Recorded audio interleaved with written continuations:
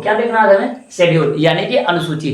अनुसूची जो हमारे भारतीय संविधान में है ये एक सूत्र की तरह काम करती है। जैसे मैथ में एक सूत्र नहीं आता अलग से, उसी तरह से ये क्या काम करती है, तो सूत्र का काम करती है। बस हमें क्या करना है, इन्हीं को पढ़ लेना है। बहुत ही डिटेल से चर्चा करेंगे, बहुत ही ज्यादा उतना ही ज्यादा डिटेल से नहीं जाएंगे, क्योंकि ठीक है ना, नॉर्मली क्या जीके की तरह जितने भी क्वेश्चन होते हैं उसी को क्या करेंगे हम लोग अच्छे से पढ़ लेंगे, ठीक है ना। तो बढ़ते हैं, ठीक है। तो देखो पहले हमारे संविधान में अनुसूचियों की संख्या कितनी थी, तो 8 थी।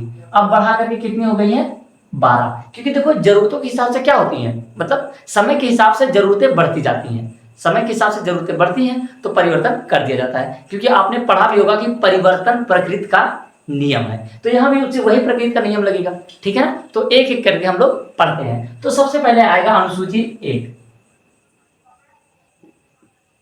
अनुसूची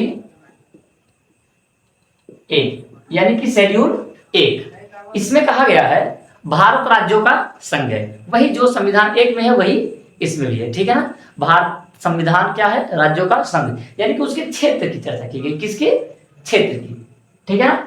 तो राज्यों का संघ। यहाँ पर देखो दोस्तों कोई वो पीडीएफ नहीं है, क्योंकि देख रहे हैं आपके सामने ये क्या है, व्हाइट बोर्ड है। अब इसमें पीडीएफ तो आएगा नहीं, इसीलिए याद करके हाथ से क्या होता है, पढ़ाना पड़ता है, और पढ़ना भी बहुत ज्यादा पड़ता है, इसीलिए पढ़ाया जाता है, ठीक है। भारत राज्यों का क्या है, संघ है, ठीक है ना। और उसके बाद अनुसूची 2।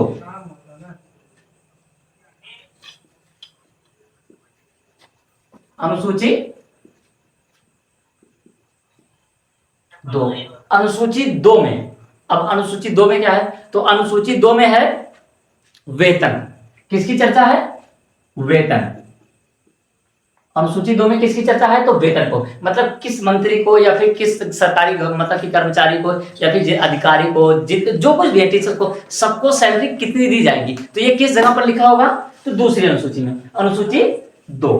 जैसे एक प्राइमरी स्कूल के टीचर्स हैं तो उनकी सैलरी कितनी होगी, ये कहां लिखा होगा, अनुसूची 2 में। जैसे प्राइम मिनिस्टर है, इनकी सैलरी कितनी होगी, ये कहां बात लिखी हुई है, अनुसूची 2 में। फिर उसके बाद जैसे आप समझ सकते हो, जैसे आईएएस है, पीसीएस है, कलेक्टर साहब, मतलब जो कुछ भी है, सबकी सैलरी कितनी है, ये बात कहां लिखी गई होगी, तो अनुसूची 2 में, ठीक है। अब आगे बढ़ते हैं, अनुसूची 3।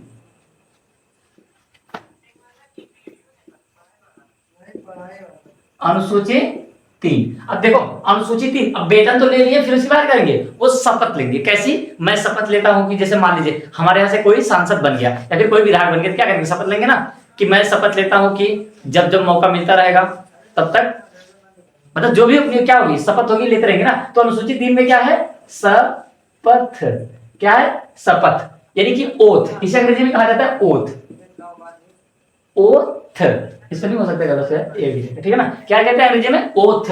फिर अब आ जाएगा अनुसूची 4। अनुसूची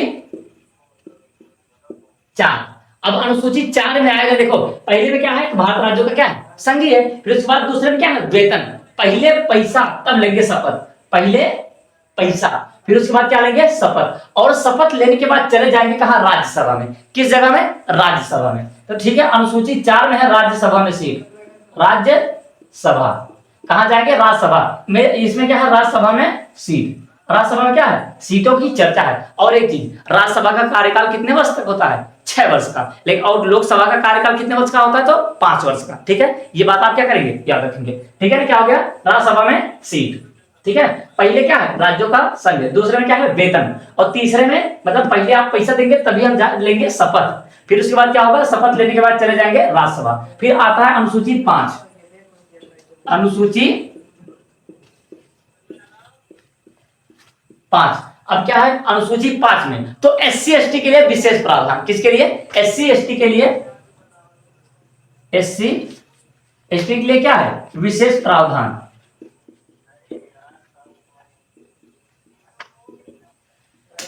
एससी एसटी के लिए क्या है, तो विशेष प्रावधान। जैसे एससी एसटी लिए देखो, अभी देखो जो आपने ये सुना होगा ना कि इसमें वो क्या मिलता है, आरक्षण। अभी देखो आरक्षण इनको मिलना भी क्या है, जरूरी है। इसी में अनुसूचित 5 में क्या की गई, उनकी चर्चा है। एससी एसटी के लिए क्या है, विशेष प्रावधान दिए गए कि इनमें जैसे किसी कोई जैसे जनरल, जैसे मान लो कोई ओबीसी है या फिर जनरल कोई बड़ा है, उसका अगर 80 नंबर पे कोई जॉब मिल रही है तो इसका क्या 70 पे ही क्या होगा, मिल जाएगा। जैसे हाइट मान लो 165 सेंटीमीटर है तो इसका 160 पे ही हो जाएगा। ये क्या है, विशेष प्रावधान है। और कभी कभी कुछ देना भी जरूरी है, क्योंकि देखो समाज कई प्रकार से है, ठीक है ना, किसी के पास इतनी बड़ी बिल्डिंग है, किसी के पास इतनी बड़ी बिल्डिंग है, किसी के पास इतनी ही है, ठीक है ना। तो सरकार कहती है कि देखो आप जितने स्पीड से बढ़ रहे हैं आप बढ़ो, कोई दिक्कत नहीं है, लेकिन जो ये भाई थोड़ा सा छोटा है इसको नीचे से पुश यानी कि आरक्षण दे करके, इसे कुछ प्रावधान दे करके नीचे से पुश कर देंगे। जब इसकी भी बिल्डिंग इतनी बड़ी हो जाएगी, इसकी भी ऐसी हो जाएगी और इसकी भी ऐसी हो जाएगी, जब समाज बराबर हो जाएगा तो हम क्या करेंगे, विशेष प्रावधान जो कुछ भी दिया जा रहा है या फिर जो कोई भी आरक्षण है उसे खत्म कर देंगे। क्या करेंगे, हम उसे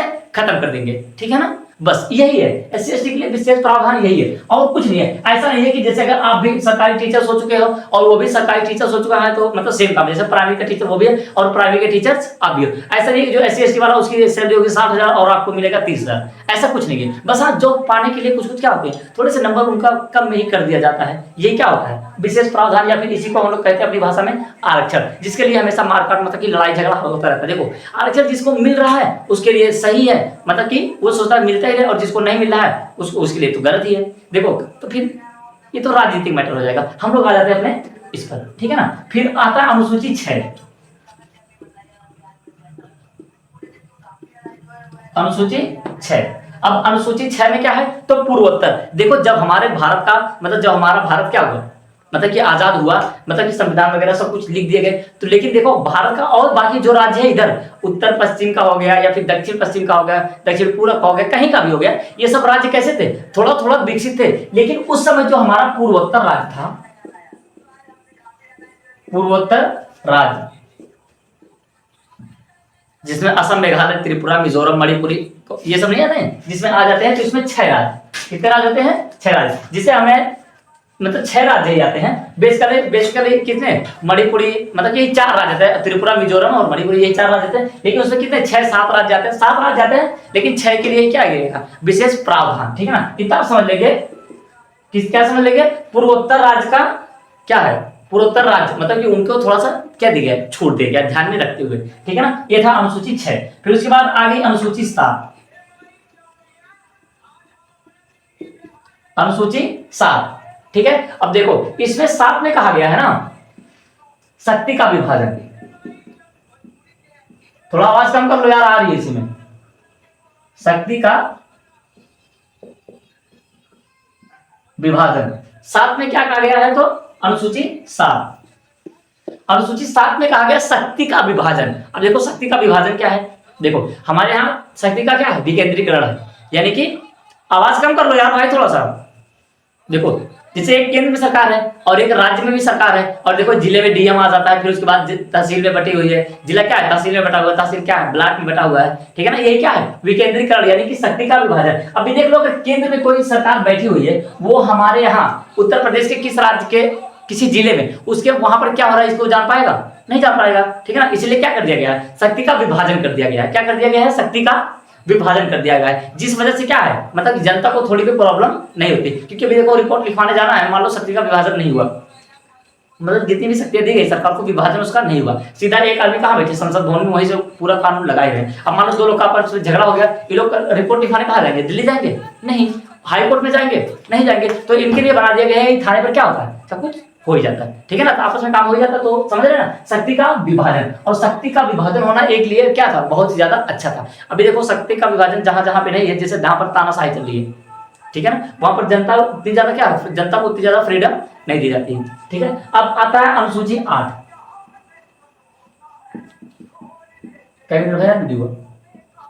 अनुसूची 9 मिनट, अनुसूची 8। अब देखो अनुसूची 8 में कहा गया भाषा, अनुसूची 8 में क्या कहा गया है, भाषा।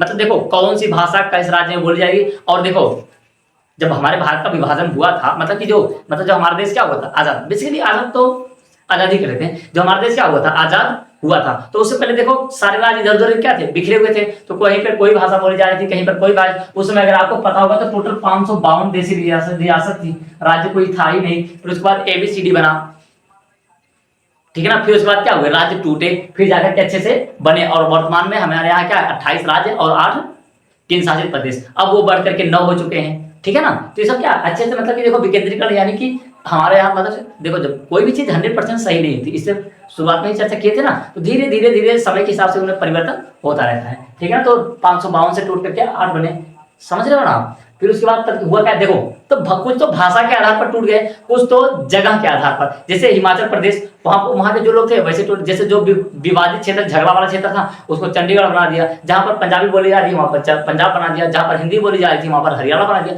तो भाषा के आधार पर ऐसे क्या कर दिया गया, बंटवारा कर दिया। तो आपके लिए एक क्वेश्चन है कि भाषाई आधार पर सबसे पहले बनने वाला राज्य, ठीक है, कमेंट में उसका आंसर जरूर देखे जाइएगा, ठीक है ना। तो अब आता है 8, देखो भाषा क्या, भाषा 8, ओ सॉरी मतलब कि अनुसूची 8, कितनी भाषाएं हैं, मतलब इससे क्या कहा गया भाषा, और भाषाएं कितनी हमारे भारतीय संविधान में, तो 22, ठीक है ना।